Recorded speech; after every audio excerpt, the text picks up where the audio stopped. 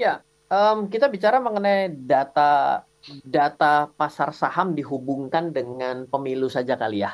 Ya, Kita boleh? melewati mungkin yang bisa tercapture itu 4 kali terakhir lah boleh dibilang. Mhm. Ternyata dari 4 kali terakhir itu eh, menjelang pemilunya mengalami koreksi, ya Hah? tidak terasa sih. Kalau saat ini mungkin nggak terasa begitu kali ya. Kenapa? Karena kan eh, terasanya cuma berjalan di tempat saja sejak Januari 2024 kemarin gitu ya, dan turun-turun pelan saja gitu ya dalam dalam kisaran sempit. Lalu setelah pemilu biasanya itu akan ada sedikit koreksi kecil, lalu Mhm. dia akan kembali mulai mengalami kenaikan. Jadi Mhm. eh, menurut saya berdasarkan 4 pemilu sebelumnya, maka dapat kita lihat siapapun yang terpilih, karena bagaimanapun yang sudah bisa dicalonkan menjadi kontestasi pemilu ini kan sudah pasti pilihan mayoritas masyarakat ya, tinggal terbagi tiga, terbagi dua gitu kan. Nah, Oke. ini berarti ya sebenarnya sudah kita lihat setelah pemilu selesai, terpilih, ya pengangkatan para menterinya, gitu kan. Nah, Mhm. itu Mhm. kembali lagi roda perekonomian akan berjalan kembali. Kekhawatiran itu seiring dengan waktu akan hilang juga.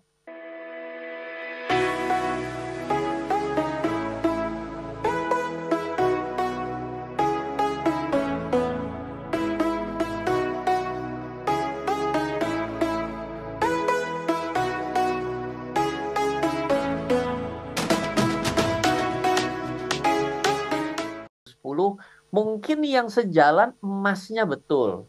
Mhm. Ya, Mhm. tapi kalau untuk yang lain kok ada sebuah kondisi yang nggak sama di sini. Karena kan di tahun 98 aja itu kan udah banyak hal-hal yang terjadi ya, khususnya mungkin ya kebangkrutan dari sebuah perusahaan hanya gara-gara momentum yang kita tahu itu. Nah, makanya saya tanya ini sebenarnya terpolakah? Apakah Mm-mm. memang berbarengan dengan momentumnya, fenomena yang terjadi atau bagaimana gitu loh Mas Ryan? Kalau dari saya, ini adalah suatu fenomena baru ya, yang kita agak, ya bukan dibilang agak bingung ya, sebenarnya saya Mhm. yakin sih banyak pihak yang juga bingung gitu.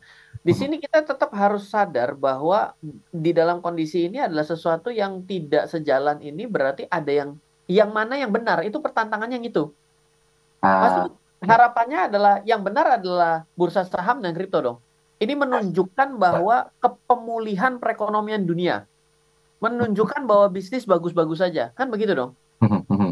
Nah, tapi kita sependapat nggak nih oleh dengan yang hari ini berbisnis, yang hari ini berusaha di dalam kehidupan sehari-hari kita sependapat nggak dengan jalannya bursa saham ini dan jalannya si kripto-kripto yang hari ini mulai pulih menuju new record yang bukan new record lah, menuju pemulihan selama ini yang mungkin selam akibat tahun 2022. Oke. Tahan sebentar deh, biar punya waktu banyak kita bahas nanti di sesi berikutnya ya. Ya. Oke, Mas, kalau tadi sempat dikatakan bahwa fenomena ini belum pernah terjadi, mungkin ada satu pertanda yang perlu disikapi secara bijak. Kalau memang fenomena ini betul-betul menjadi sebuah fenomena awal, dan setidaknya kan kita bisa belajar dari fenomena ini. Apa yang perlu dicermati, Mas, dari peristiwa ini? Kalau saya ya, Hmm. walaupun saya ini orang yang datang dari dunia persahaman, belajar pertama kali dari saham lalu bertualang ke instrumen yang lain, Oke. pada akhirnya saya perlu akui bahwa yang real terjadi, yang bisa kita percaya, menurut saya loh ya, sekali lagi ya, Ah, adalah yang terjadi dalam kehidupan kita secara benar ya, real yang ada di sekitar kita. oke. Jadi kalau saya ngelihat dengan kondisi hari ini banyaknya perusahaan yang bangkrut dan menyasar para perusahaan-perusahaan yang berhubungan dengan properti, Mhm. menurut saya dunia sakit. Hmm. Menurut saya, ya kan? Kemarin kita lihat developer dari Cina. Lalu Hmm. hari ini Mhm. juga hubungannya dengan si perusahaan yang Soho House .co Incorporation ya, nama lengkapnya itu Mhm. dia juga mirip dengan WeWork juga ya. Nah, artinya di sini em, mereka itu adalah sebuah cerminan bahwa usaha-usaha itu sedang tidak sedemikian baiknya. Oke. Atau mungkin yang kedua, celahnya Hmm. adalah hari ini diakui bahwa bekerja hanya dari rumah saja orang bisa, Mhm. sehingga dia tidak perlu menyewa ruang kantor. Oke. Nah, kalau memang jawabannya adalah analisa yang kedua, berarti ya benar, mungkin ekonomi pulih tapi diam-diam di belakang karena semua tidak perlu lagi ada di luar gitu. Tapi apa benar tingkat kemacetan, aktivitas di luar ruangan itu memang berkurang Hmm. sejak pandemi ini? kayaknya enggak ya, gitu ya. Hmm. Orang stres banyak. Kenapa saya bisa bilang orang stres banyak? Orang stres yang banyak butuh hiburan. Itu Bali kita dinobatkan sebagai salah satu tempat pariwisata terpadat 2023 kan? Oke, iya, iya, iya. Iya dah. Lalu juga kita lihat setiap kali tiket konser yang ada di sekitar kita Hmm. habis ludes dalam waktu hitungan berapa? 10 menit. Kemarin yang Ya, buka menit. untuk pre-sale-nya Bruno Mars, saya baru Ya. pencet ya kan karena anak saya lagi senang sekali vokal, belajar Hmm. nyanyi dan lain sebagainya. Hmm. Pengen sekali nonton di Singapura. Baru pencet antrian hilang plus udah nggak bisa login lagi, nggak dapat tiketnya. Ah, Artinya di sini bukan serta-merta menurut saya orang yang beli tiket itu adalah orang yang punya duit ya, hmm, hmm, hmm. punyain atau stres karena butuh hiburan. Oke, iya, iya, iya, Iya, iya. kalau saya ya. Kalau Nah, saya rasa yang perlu dipegang adalah dengan properti-properti ini banyak yang masalah. Developer properti dan juga vendor-vendor yang berhubungan dengan properti, apalagi basisnya adalah ruang kantor. Maka ini sih sebenarnya sektor real itu sedang tidak berjalan dengan baik. Menurut saya loh ya gitu ya. oke, oke, oke. Berarti sebetulnya ini salah satu bentuk yang harus, bukan bentuk ya, satu fenomena yang harus diwaspadai, Mas Rena. Ya, ditambah dengan bursa saham sepertinya baik-baik saja secara Mhm, harga, itu mhm. jadi pertanyaan Iya, iya, iya. menurut saya gitu ya. Impact-nya apa, Mas, yang mungkin bisa dirasakan oleh para investor di Indonesia? Impact-nya sebenarnya kan gambaran bursa Amerika yang bisa pecah rekor. Ah, ah, Lalu juga kita juga punya bursa efek Indonesia dong ya, gitu ya. betul, betul. Nah ini kita bisa melihat eh, banyak hal yang menarik juga di bursa efek Indonesia dalam beberapa waktu terakhir. Kita juga dalam posisi indeksnya cukup strong loh, yaitu kita Mhm, berada di level 7.300, yaitu di tanggal 5 Januari 2024. Ini kebetulan ada di depan saya datanya ya. mhm. Ya, artinya kita seperti kondisi makro kita, ya betul, kita lebih kuat dibandingkan negara barat lah. Ya, Ya, ya. betul, karena Asia lebih kuat. Itu terbukti secara data memang betul. Dan Indonesia mungkin menjadi salah satu yang kita bisa akui bahwa kuat gitu ya. Nah, Mhm, cuma kalau saya tetap perlu hati-hati ya. Kenapa? Karena kalau bisnis yang ada itu tidak sebegitu fantastisnya, tapi bursa-bursa sahamnya pada pecah rekor, berarti ada yang namanya apa? Biasanya disebut kondisi bubble. Karena oke. nilai real dengan nilai yang sesungguhnya itu tidak nyata. Mhm, mhm, Ya, mhm, nah ini juga perlu diwaspadai pada dua hal gitu ya. mhm, Satu, coba perhatikan perusahaan-perusahaan yang sudah lama listing di bursanya. mhm, Ini lebih merepresentasikan mengenai harga. mhm, Yang menarik di Indonesia, saya melihat ya, tidak melihat sektor energi ya, tapi adalah sektor lain gitu ya. Itu banyak saham-saham yang selama ini kuat, strong, tapi mhm. ya terkoreksi cukup dalam. Boleh kita sebut ya mereknya ya. Silakan. Consumer Goods, Unilever Indonesia, Aha, aha, iya, iya. Gudang Garam, Mhm, KM Sampurna. Ini kurang kuat apa gitu. Tapi Unilever Indonesia terkoreksi itu terendah sejak 2011 2024, 13 tahun loh. oke, oke. Artinya kalau tingkat saham Unilever tidak mengalami peningkatan dengan revenue yang seperti kondisi saat ini, ya berarti kita bisa yakini bahwa sebenarnya spending power-nya, kemampuan orang untuk mengkonsumsi barang yang sudah primer saja, itu Mhm, mengalami pengurangan kan? yes. Iya. Nah, tapi kalau kita bilang loh, kok bursa sahamnya naik? Nah, ini nih menarik di sini gitu ya. Mhm, mhm, mhm. Satu bisa jadi bubble, yang Oke. kedua disokong oleh banyaknya perusahaan yang tidak perform, disokong dengan banyaknya perusahaan yang baru saja masuk bursa. Ya, paham, paham. Ya di sini nih gitu ya. Yang baru masuk bursa biasanya kan ya sorry ya, ada yang benar-benar bagus, ada Mhm, yang anget-anget tai ayam. Artinya kelihatan bagus sesaat, akhirnya bermasalah gitu. oke. Dan dalam 5 tahun terakhir, coba di listing perusahaan yang IPO dalam 5 tahun terakhir terus yang masuk dengan masalah ada berapa banyak tuh? Aha. Itu jadi catatan juga bahwa semakin banyaknya pilihan orang untuk berinvestasi saham, Mhm, sampai justru orang yang awam, orang yang sebagai investor retail ini bukannya terlindungi dengan adanya pasar modal, dengan adanya bursa saham. Justru di situ kita diminta untuk secara dewasa memilih begitu banyak saham. yang mana tercampur antara saham yang bagus dan nggak bagus di situ. Ya, ya. Ya, jadi ini ya perlu banyak pendewasaan juga buat kita sebenarnya. Oke, udah mulai bijak nih. Udah mulai bijak nih. Udah hampir 40 Om Dari. Iya, bener. Oh iya, masa sih? Udah hampir 40 Om Dari. Umuran kita ya, berarti ya? Heeh, 40 ya itu 20 tahun lagi. Mas, izin Mas, kita ke WhatsApp ya Mas ya. Oh, udah ada WhatsApp. Ayo, Oh ya, siap. ada satu nih nanya nih. Sebentar, bentar, bentar. Tadi mana sih ada Pak Emrus. Ya, Eh, Selamat malam Mas Daryl dan juga Mas Ryan Filbert. ya. Saya mau nanya, kalau perusahaan-perusahaan di luar itu mengalami sebuah masalah kebangkrutan dan sesuai dengan tema kita malam hari ini, yaitu pecah rekor kripto semakin menguat.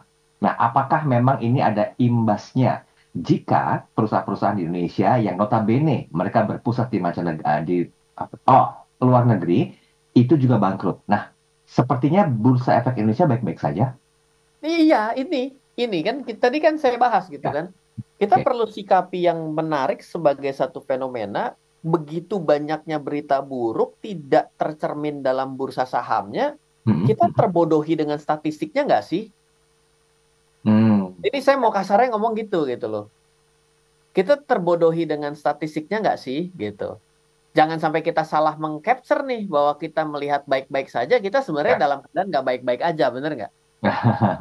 Iya kan? Jadi Ya, ya. makanya saya bilang membuat harga indeks sahamnya menjadi seperti hari ini, Aha, kita perlu lihat ini sebenarnya diakibatkan karena memang bagus aha. atau bisa jadi juga yang kedua itu adalah karena banyaknya saham IPO baru yang menutup secara statistik perusahaan-perusahaan yang sudah tidak perform ataupun sedang turun yang Mhm, lama sehingga kelihatannya tertutup penurunannya. mhm, Atau yang ketiga di sini hmm. sebenarnya transaksinya tidak begitu banyak.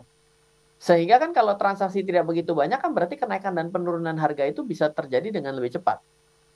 Ya, ya, ya. Ini agak teknis nih kalau kita Ya. bahas yang ketiga. Mhm, Karena kan sebuah kenaikan harga ataupun penurunan harga bisa naik dengan cepat ataupun dengan cepat. Itu kan mhm. sebenarnya tidak harus dipengaruhi oleh yang namanya berapa banyak orang yang melakukan transaksi. Misal, bagaimana caranya mengubah harga pasar 1.000 menjadi 1 juta? Andai kan nggak ada aturan. Ya gampang, saya jualan ke Mas Daril aja. Mas Daril, saya punya kertas nih. Saya jualnya ke Mas Daril 1 juta, kita janjian. Saya bisa bilang, hey, barang saya dibeli dengan harga 1 juta rupiah loh. Mhm, Tapi kan sebenarnya common sense-nya di mana harga barang 1.000 jadi 1 juta? Ya kita nggak pernah bahas itu. Saya bisa dengan gagah bilang bahwa kertas saya dijual dengan harga 1 juta. mhm. Yang namanya harga 1 juta secara lebih nyata itu kan kalau pasar yang menjustifikasi bahwa nilai itu 1 juta loh. Ya, betul. Ketika harga barang saya 1.000, tapi harga 1 juta itu ditawar oleh 10.000 orang. Ya jadi bener nih harga ini 1 juta. Iya, iya, iya. Itu namanya adalah adanya keputusan bersama. Karena uang itu, Aha. nilai daripada uang itu kan sebenarnya dari awalnya subjektif nih. Iya, dan bisa terpola ya, seperti itu ya, Mas. Betul. Nah, ini kita perlu hati-hati di sini. Saya sih Ya. jujur, saya sampai tadi waktu saya bikin tema ini gitu ya, saya sembari pulang saya hitung dulu, gue pernah di Smart FM udah berapa lama gitu ya. Kayaknya Kenapa? fenomena ini kayaknya belum pernah. Jadi Itu dia makanya saya tanya. 98 itu kan begitu dahsyatnya ya ekonomi bisa global. 98 jadi dari Smart Listeners gue, berarti tua banget tuh. Enggak, maksud saya begini, di era 98 itu kan Oh, gonjang-ganjing ekonomi kan begitu sangat luar biasa, tapi fenomena ya, ini nggak ada gitu loh mas saya. Tadi yang sempat saya tanyakan di awal tadi gitu loh. Sehingga ya, menjadi pertanyaan, apakah ini memang terpola dengan term and condition tertentu atau tidak gitu. Nah, kita masih mencari jawaban tentang hal itu mas Ryan. Kita break sebentar ya. ya. Sementara itu, oh ini Pak Emrus kembali menanyakan, Mas, apakah fundamental BI begitu kuat mas sehingga tidak terpengaruh dengan adanya perusahaan-perusahaan bangkrut yang notabene mereka berkantor pusat di luar negeri atau mungkin juga perwakilannya di Indonesia yang sudah bangkrut, tapi kok fundamentalnya begitu kuat? Ada apa, Mas? Ya, pertama sih kalau kita mau bahas dari sudut pandang makro betul bahwa Indonesia menjadi salah satu negara yang cukup kuat ya karena Mhm. kita memang secara struktur hutang cukup bagus ya. Oke. Masyarakat kita juga sebenarnya memiliki usia produktif yang tinggi ya. Jadi kita Mhm. di usia produktif itu cukup tebal, golongan milenial dan juga usia produktif yang berada di bawah 55 tahun membuat Mhm. perekonomian kita ini bisa bergulir. Sebenarnya yang perlu kita khawatirkan sebenarnya itu adalah hal-hal yang membuat bisa terjadinya divestasi gitu loh. Oke. Yaitu satu adalah pasar modalnya tiba-tiba ditarik uangnya. Nah, itu yang juga jadi hal yang perlu kita khawatirkan seperti itu. Nah, yang repotnya lagi adalah kalau ternyata ada perusahaan-perusahaan secara berjemaah gitu ternyata Mhm. di Indonesia bermasalah barengan. Nah, itu Mhm. yang mulai menyebabkan bisa jadi masalah karena itulah Mhm. yang disebut sebagai bubble-nya pecah. Oke. Makanya perlu perhatian ekstra mungkin kalau dari regulator dan lain sebagainya ini memang harus lebih berani ya, eh, Mhm. untuk bukan hanya menegur kali ya kepada perusahaan-perusahaan ini memang yang mau masuk harus lebih ketat ya, Mhm. yang pada saat ini sudah ada dan berusaha ini ya jangan sampai ada transaksi-transaksi ya dibilang rekayasa laporan keuangan sih sebenarnya itu kan hal yang nggak boleh gitu ya. Ya. Tapi kan bagaimanapun juga hal itu tidak tertutup kemungkinan. Nah, itu mungkin secara hukuman dan lain sebagainya itu perlu lebih diperketat sehingga Oke. jangan sampai hal seperti itu muncul kepanikan masyarakat. Nah, yang namanya kalau masyarakat udah panik itu sudah ada panic selling. Nah, panic selling Ya. itu sebenarnya kan menghancurkan harga ya. Betul, betul. Tuh. Nah, lalu di situ mulai turun derivatif tuh. Kalau udah terjadinya panic selling di dalam primary-nya, maka Aha. akan itu derivatif yang bermasalah. Misalnya margin call, ya hutangnya itu Ah, pada nggak bayar. Nah, ini yang akhirnya merembet kemana-mana biasanya. Seperti Oke, itu. berarti ini kalau misalnya sebagai sebuah fenomena yang baru dan baru terjadi juga di apa namanya kancah investasi baik nasional maupun juga internasional, apa poin yang perlu diwaspadai Mas sebagai sebuah bentuk antisipasi ke depan agar fenomena ini tidak kembali terulang? Walaupun banyak perusahaan bangkrut, tapi mungkin ya tidak sampai memberikan efek terhadap bursa di Indonesia. Kalau saya lihat kondisi yang paling saya pribadi ya melihat Ah, bahwa kondisi yang paling berbeda itu adalah kondisi yang ada di Amerika atau di dunia barat lah. Oke, Itu oke. ketika kita melihat kejadian yang ada di Amerika pada saat ini ada satu yang paling menyeramkan itu adalah plafon hutangnya. Hmm. Plafon hutang yang ada di Amerika ini memang mengerikan. Bahkan juga kan beberapa kali kita melihat dari para pemangku kepentingan di sana pun sebenarnya mereka ini kan bukan agak lah. Mereka tahu bahwa ini tidak bisa diberikan solusi yang baik di situ. Sikap apa ini? Apa solusi apa sih yang mau dilakukan? Dan toh yang namanya plafon hutang dan selalu mengalami peningkatan hutang ini sudah terjadi dari sejak tahun 70-an. Hmm. Artinya metode metode cara mereka memperlakukan em, uangnya, hutangnya dan lain sebagainya itu sudah terbukti tidak membuat hutangnya mengecil. Iya. Ya, toh. Kan kita tuh kalian namanya orang itu kan bisa gampang-gampangan aja. Hmm. Gimana sih yang namanya keuangan keluarga untuk sehat? Oh, pendapatan lebih besar daripada pengeluaran. Oh. Lalu habis itu hutangnya selalu bisa dibayar. Nah, Mhm. sekarang kita bayangkan plafon hutang naik terus-menerus. Tapi perlu plafon hutang naik terus-menerus, tapi kok kayaknya bisa terus maju perusahaan negaranya. Loh, kan saya kan Hmm. jadi agak bingung gitu ya. Ya, ya, ya. Apakah ini bisa terus-menerus sampai kalau kita ikutin iklan rokok zaman dulu, how low you can go kan? How long can you go? How high? How long can you go? How long bisa, ya kan? Berapa bisa kita seberapa jauh dan seberapa tinggi sih dia bisa mencapai? Ya, itu yang menurut saya kali ini agak berbeda dengan adanya Hmm. contohnya eh, persaingan lain secara currency, ya. Oke. Adanya Hmm. Cina juga, Tiongkok, lalu Mhm. adanya dunia desentralisasi. Ini adalah sesuatu yang di luar kontrol dari Amerika itu sendiri sekarang. Ah, Ya, ya ini dia. Kalau kita semakin terpengaruh dengan Amerika, ya kita hmm. nggak bisa jadi masalah. Saya rasa masalah besar datangnya lebih banyak datang dari mereka dibandingkan kita sih sebenarnya. Bukan kebenaran ya, tapi faktanya seperti itu ya. Ya, Oke, ini sudah ada sebentar tadi ada Ibu Rita Supit ya, kalau nggak salah. Oh iya, ini benar, Ibu Rita Supit. Malam Mas Ryan, ya. maaf mau nanya Mas Daril boleh nggak di luar dari tema? Oh, Apa oh, tuh? boleh boleh. Mas, besok kan pemilu Mas. Nah, bagaimana keadaan pasar saham di Indonesia minimal 7 hari setelah pemilu? Apakah cukup mengembirakan atau ada hal yang perlu diwaspadai? Oh, saya ngambil ini ya, ngambil data yang terakhir ya. Di sini saya ngeliat penutupan hari ini itu menggambari pelaku pasar agak sedikit. Ini bukannya ini ya, nakut-nakutin atau apa ya, tapi Oke. kayaknya ada keraguan-raguan lah dari hari Mhm. ini sehingga market itu kan ditutup melemah ya, dan pelemahannya juga menutup penguatan selama 3 hari. Jadi Oh. Mhm. sebenarnya dalam seminggu ke depan ini ada kekhawatiran sebenarnya kalau besok itu pemilunya tidak berjalan dengan lancar. Meskipun kalau saya punya keyakinan Mhm. pemilunya akan lancar gitu loh. Mhm. Tapi tetap saja terasa sekali bahwa indeks saham hari ini itu memberikan rasa keraguan-raguan itu. Oke. Kalau yakin ya kan bahwa pemilunya berjalan dengan lancar, lalu juga pilihannya juga sesuai dengan harapan pelaku dunia usaha, maka mestinya indeks tidak merespon terkoreksi dong. Mhm. Ya, Mhm. tapi hari ini koreksinya dalam.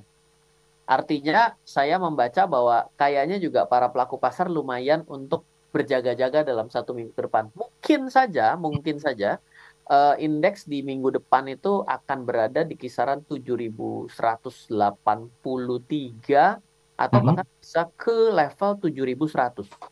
Oke, itu meaning Nggak siapa? dalam 100 poin, tapi ya gambarnya begitu sih gitu kan. Mhm. Itu mengindikasikan apa berarti, Mas?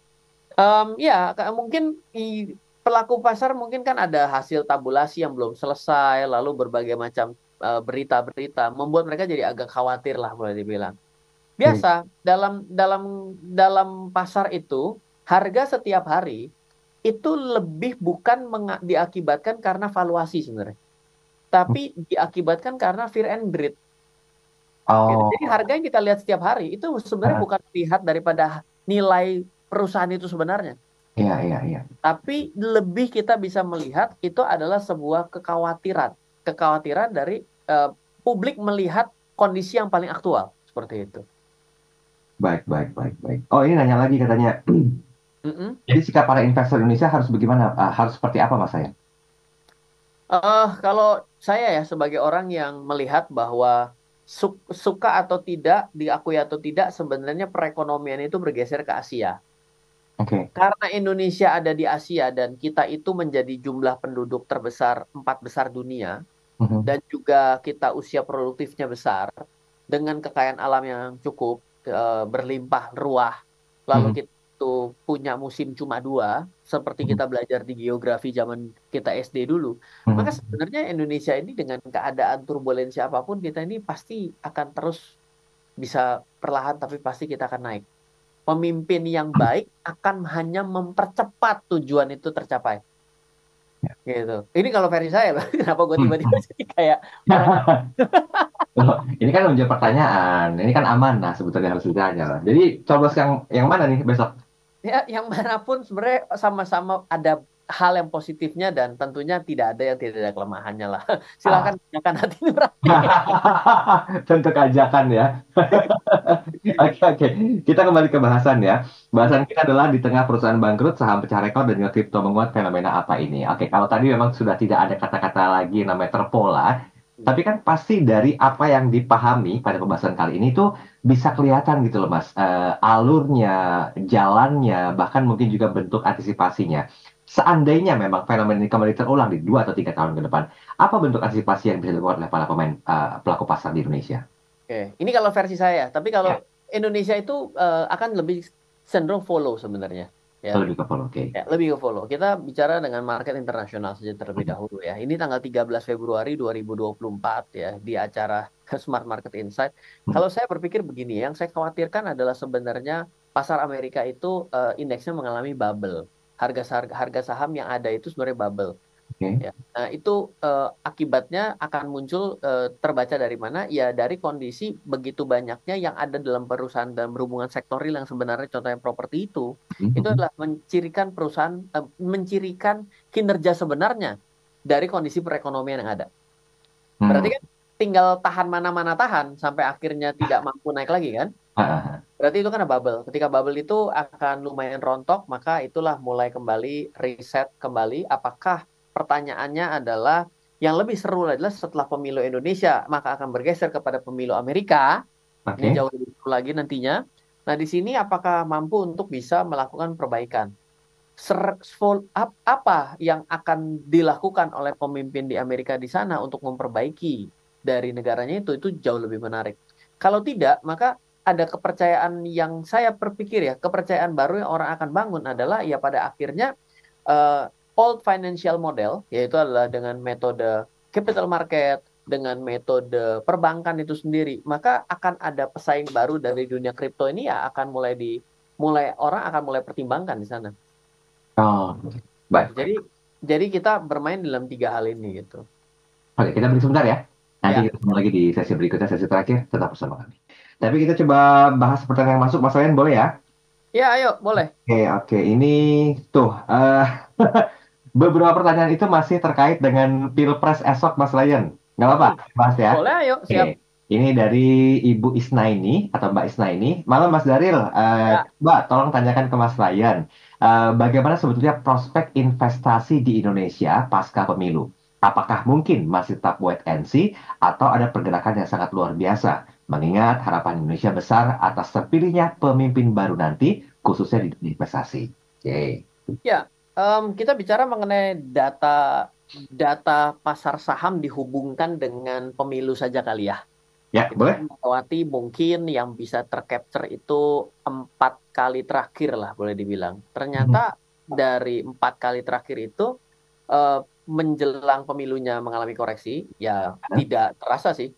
Kalau saat ini mungkin nggak terasa begitu kali ya. Kenapa? Karena kan eh, terasanya cuma berjalan di tempat saja sejak Januari 2024 kemarin gitu ya, dan turun-turun pelan saja gitu ya dalam dalam kisaran sempit. Lalu setelah pemilu biasanya itu akan ada sedikit koreksi kecil, lalu Mhm. dia akan kembali mulai mengalami kenaikan. Jadi Mhm. eh, menurut saya berdasarkan 4 pemilu sebelumnya, maka dapat kita lihat siapapun yang terpilih, karena bagaimanapun yang sudah bisa dicalonkan menjadi kontestasi pemilu ini kan sudah pasti pilihan mayoritas masyarakat ya, tinggal terbagi tiga, terbagi dua gitu kan. Nah, Oke. ini berarti ya sebenarnya sudah kita lihat setelah pemilu selesai, terpilih, ya pengangkatan para menterinya, gitu kan. Nah, Mhm. itu Mhm. kembali lagi roda perekonomian akan berjalan kembali. Kekhawatiran itu seiring dengan waktu akan hilang juga, Oke, baik, baik. menurut saya. Banyak sambungan lagi dari Ibu Isna ini. Ya, Menurut saya, pada pemilu 2019, memang ada sedikit kekhawatiran terhadap bentuk investasi di Indonesia. Tapi mm-mm. nyatanya baik saja gitu loh. Nah, Hmm, pandangan Mas Ryan setelah pemilu 2024 ini seperti apa? sama. Jawabannya sama gue. Sama ya? Enggak, ini pertanyaan penegasan tadi yang baru terkirim. Iya, sama. Jadi itu terjadi memang, saya selalu bilang bahwa jangan terpengaruh dengan data yang sifatnya harian tapi dijadikan sudut pandang acuan untuk berinvestasi. Oh gitu. Data kenaikan dan penurunan harga selama 1 hari, 1 minggu, 1 bulan itu lebih merepresentasikan sebuah fear and greed dari masyarakat, fear Mhm. and greed dari para pelaku. Tapi Mhm. ketika kita melihatnya setahun, 2 tahun, 3 tahun, bahkan 5 tahun, 10 tahun, nah itulah baru arah yang sebenarnya. Investor itu kan sebenarnya membeli dalam jangka panjang kan, bukan membeli dalam Oh, 2 hari kan. ya, ya, ya, ya. Iya, jadi ya memang harga pada akhirnya itu akan menunjukkan daripada nilai yang sebenarnya juga. Oke, baik. Mas, kita balik ke tema ya, Mas ya. Kalau Ayo, seandainya kripto menguat, saham-saham juga menguat di tengah perusahaan-perusahaan yang bangkrut, apa analisa yang bisa dilakukan oleh para investor, Mas, di Indonesia? saya Mhm. mau bilang begini, ada satu clue yang lain yang saya harus akui bahwa ternyata dalam jangka waktu 10 tahun ya, Mhm. 15 Mhm. tahun itu ternyata sahamnya mungkin betul indeksnya mengalami kenaikan, Oke. ya. Tapi kenaikan indeks tersebut disokong oleh saham di sektor yang berbeda-beda. Ah, Ini yang mau saya highlight nih di sini gitu. Ternyata kita mesti melihat ya bahwa contohnya gitu ya, era trennya mobil booming gitu ya. Nanti habis itu turunannya yaitu adalah infrastruktur pendukung mobil. kendaraan mobilnya untuk berjalan, atau terbalik ya kan. Ada saja Mhm. duluan infrastrukturnya duluan, baru Mhm. transportasinya berjalan. Itu Oke. kan hanya bicara masalah mau duluan mana gitu kan. Kita kan selalu bicara telur dulu apa ayam dulu gitu. Ya, ya, ya. Lalu sektor consumer, lalu berganti lagi dengan sektornya sektor infrastruktur gitu ya. Mhm. Nah, ternyata dalam 5 atau 10 tahun terakhir itu yang berperan adalah mulai sektor teknologi di sini. Hmm. Terasa sekali. Kalau Ya. nggak percaya boleh tanya Warren Buffett, dia nyesel nggak beli Apple. Nah, itu dia bilang kan ada penyesalan saya dan saya tidak beli Apple pada lebih awal ya. Lalu saya juga tidak membeli Amazon gitu kan. Tapi ternyata terbukti gitu kan bahwa Amazon Jeff Bezos orang kaya. Habis itu Tesla ya kan. Habis itu Facebook coba 10 besar. Itu isinya teknologi atau tidak? Teknologi kan, Ya, betul. semua teknologi. Iya, nggak semua sih. Ada yang lain ya. Ada Armancio Ortega juga gitu ya. Atau Hmm. kayak Walmart sendiri. Walmart itu kan nggak terlalu kelihatan kaya, tapi kan karena dia udah pecah menjadi 3 atau 4 kan. Anaknya Sam Walton kan. Itu kan Oh udah iya. 20 atau 25 besar. Hmm. Itu tapi Oke. mengalami penurunan secara kinerjanya gitu. Warren Buffett pun nggak bisa mempertahankan di nomor satu, betul nggak? Jadi kita harus aware bahwa ternyata memang betul indeksnya mungkin naik. Pertanyaan di belakangnya justru adalah tuh indeks naik, sektor apa yang nyokong ya? Ya quote unquote jangan salah berinvestasi pada sektor yang tidak memiliki tren pada saat itu gitu loh. Oke, seperti apa misalnya kalau diaplikasikan di saat sekarang? Hari ini ya kalau dari saya kayaknya teknologi nggak bisa dipungkiri ya bahwa teknologi ini adalah game changernya. Oh, Yang oke. rawan, ini walaupun saya adalah orang dia ada di financial technology ya, saya merasa bahwa fintech itu rawan untuk bubble ya. Kalau saya, ini jadi seperti ngomongin diri sendiri bahwa sektor itu rawan. Ya nggak apa-apa sih, emang dari tadi kan saya terus gitu. Berarti kan emang mencerminkan diri sendiri, mirroring lah ya. Iya, iya harus berani dong. Artinya kan kita Iya. waktu kita berbicara kita dalam sudut pandang edukasi, dalam kita sehari-hari kita berbisnis ya, kita harus bisa mengklasterkan hal itu agar kita tidak terjadi konflik of interest kan. Betul. Berarti fenomena Bagus banget gua ngomong malam hari ini luar emang dari biasa. tadi saya juga nggak ngajakin untuk bercanda, Tolong siapa serius yang mau ini. jadikan saya sebagai asisten menteri boleh juga. Nggak ada sih, emang belum belum kepilih juga. Oke, betternya Ya. wait and see atau running through, Mas? Oke, dalam sudut pandang investasi saya Ah, sebenarnya saya saya lagi kan. habis gimana? Yang namanya investment itu sebenarnya lebih subjektif loh daripada trading. Nah, ini belum kita bahas. Oke, besok minggu depan deh. Jadi nggak usah Ya, terima itu lagi. jadi kalau kita dalam sudut pandang investasi sebenarnya kalau dari pengalaman yang saya alami adalah kita sebenarnya tidak tidak perlu untuk mencari yang namanya harga termurah, harga termahal itu bukan tugas kita. Ah, oke. Tapi yang diperlukan adalah kebiasaan berinvestasi. Ah, Jadi kita jadi aware nih, oh sekarang keadaannya jadi tersedang tidak terlalu bagus ya, harganya lagi naik. Kalau harga lagi naik sih mestinya kita apakah tidak berinvestasi? Bukan tidak berinvestasi, tapi berinvestasi sedikit saja. oke. Sebagiannya kita simpan. Kenapa? Karena ada masanya pasti akan ada turun hujan tuh. Ya. Pasti ada masanya dia akan mengalami penurunan. Ya kayak hari ini, Bitcoin lagi naik 50.000, ya kan? Lah Mhm. kemarin harga tidak 50.000, ya kan? Mungkin cuma maka sempat 25.000. Lah terus nggak beli. Terus sekarang tiba-tiba mau beli di 50.000 dengan seluruh harta lah, ya kan? Lucu kan? Nah itulah ciri bukan investor itu namanya adalah orang FOMO. Ah, ah. Orang yang kebingungan nih, wah ini kayak saya takut ketinggalan kereta. Memang udah ketinggalan kereta bos, udah 50% naiknya. Naiknya baru beli ya. Investasi itu bicara adalah mengenai kedisiplinan. Ya, Mhm. ketika kita bisa melakukan secara disiplin, ya, tapi kita sadar nih marketnya kok kayaknya agak suspicious ya. Ah, Ada something nih yang nggak asik nih. Jangan ditancap gas. Oke, saya hmm. investasi tapi sedikit ah. Oke, baik, Pak. baik. Satu WhatsApp terakhir boleh ya? Ayo boleh. Ini dari Pak Andi Suhanto. Mas, apakah momen seperti ini bagus buat trading, Mas? Trading ya. Trading Hmm. itu sebenarnya kuncinya adalah fluktuasi ya, volatility ya. Ah, Jadi kalau sesuatu yang denyutnya kayak orang habis lari lari sprint tuh itu sebenarnya yang paling dicari oleh seorang trader. Jadi carilah saham-saham ya, sektor-sektor, instrumen-instrumen yang denyutnya berdenyut kencang, maka silakan lakukan trading di sana. Gitu. Jadi ah, trading itu tidak pernah ada kata tidak gitu. Karena trading itu adalah aktivitas. Aktivitas bagaimana caranya mencari active income. Gitu. hmm. Apakah kalau kita lagi hujan kencang kita berhenti untuk pergi ke kantor atau kita berhenti untuk berdagang? Enggak juga. Jalan Ya terus. mestinya ya enggak kan gitu kan. Ya mungkin mengurangi jumlah barang yang kita bawa ya mungkin ya betul. Tapi apakah benar berhenti? Enggak makan dong kan gitu kan. Ya, kan ada online. Iya makanya apalagi kita sekarang ada online. Jadi artinya kan Nah, dagangnya kita oh ya udah ini kurangnya stoknya kita pindahin ke online kan bisa seperti itu juga. Jadi memang ya nature-nya sebenarnya berdagang itu tidak ada kata tidak di masa kapanpun. Oke. Tapi investasi itu yang perlu kita lakukan adalah kita punya kewaspadaan nih. Kok ada hal yang nggak pas di hatiku ya untuk menambah lebih banyak, tapi bukan berarti tidak berinvestasi. Beda loh. Ya, ya, pemahaman. Tidak pas, bukan arti tidak berinvestasi. Orang suka salah, wait and see. Oh ngapain, tinggal tidur. Nah terus kalau ternyata analisa si Ryan tadi salah, berarti sudah ngebut terbang ke bulan. Saya cuma ngowoh aja. Andaikan saya beli, berarti si Ryan kurang ajar kemarin salah. Bukan itu kan adalah kewaspadaan. Memang sisi kehati-hatian itu harus kita copot 100% sehingga kita tanpa kehati-hatian dalam melakukan apapun sebegitu ahlinya kita kan? Kan enggak dong. Ya.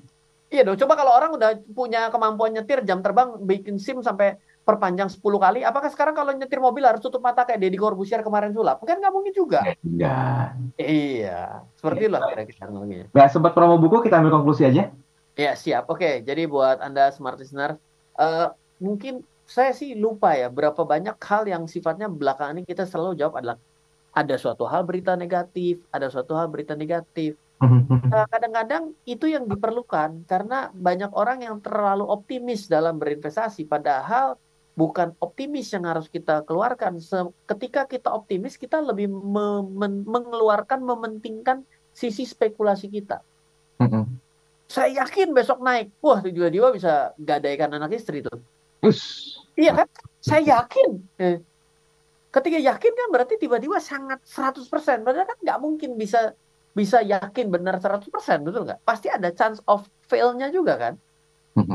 Gitu. Jadi kita harus ada sisi penyimbang tuh untuk memberatkan diri kita untuk mengerem sesuatu agar kita tuh jangan terlalu nekat dalam hidup. Aduh, Mister banget sih hari ini. Bagus Kita banget. sih dari tadi begini, terus aku begini. 40 memang luar Luar biasa. biasa, live bikin S40 ya. Mas Okan, thank you ya malam hari ini ya. Tentukan pilihan Anda sekarang ya. Oh, besok. Semoga Take, apapun yang take me home, take me out namanya. besok jangan lupa untuk tentukan pilihan Anda dan menentukan nasib bangsa ini semoga semuanya baik-baik saja dan termasuk dunia investasi. Mas Ryan, thank you. Kita ketemu lagi pekan depan dengan tema dan bahasa yang berbeda dan terima kasih Spartacus.